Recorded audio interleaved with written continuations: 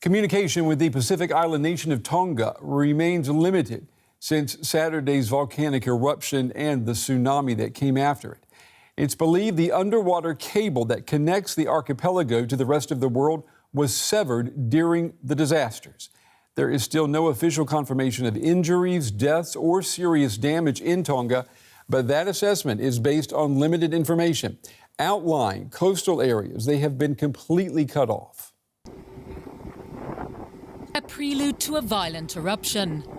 On Friday, the Hunga-Tonga-Hunga-Ha'apai volcano sent plumes of smoke and ash shooting into the sky, activity that soon decreased. It would prove to be a brief respite. The next day, the volcano rumbled to life again, in an explosion so powerful it sent shockwaves around the world.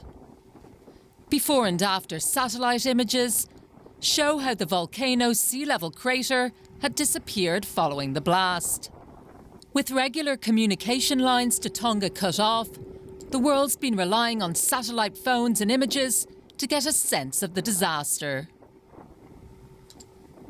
We are still waiting to receive information from Tonga of what is much needed, but we know for sure that there'll be need for clean water because of the ash eruptions and which really damage and causing lots of troubles to the water supplies in Tonga, as most of the people collect water through rain, and this is something very dangerous for them to consume.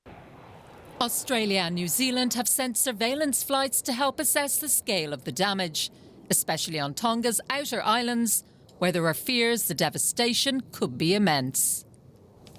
Well, for more now, I'm joined by Professor Bettina Scheu. She's a volcanologist at the Ludwig Maximilians University in Munich. Professor, it's good to have you on the program. I understand you have actually studied and done research on the volcano that erupted there on Tonga. So explain to us, should we have expected an eruption with this much power?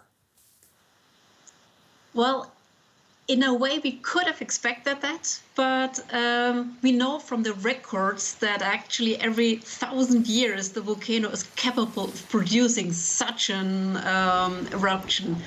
The enormous explosivity actually is very hard to forecast. Here it came from the very efficient mixing of the hot magma with the cold water, which made it that enormous. And when you see the images that we're seeing right now of all of just these clouds of ash going up into the air, what does that tell you about the situation on the ground on the island? It's a very good question. It's something we all, the entire community, wonders about. It's very hard to grasp, and we're all waiting for getting insights from the surveillance flights. We know that the tsunami is triggered by the eruption, hit Tonga. We know that it hits the other surrounding islands. We don't know yet the full width of the disaster. We know that there was ash fall. We have cell phone records of some small pebbles as long with that, but we don't know the quantities. So that is can be very threatening, and we're still waiting to hear for details on that. And do we know how prepared is Tonga for this caliber of a natural disaster? For this caliber, I reckon they're not too well prepared, but on the other hand, it's very hard to prepare for such an extreme event. We have, as I mentioned, we have found in the record that happens every 1,000 years. So the last one happened in 1100.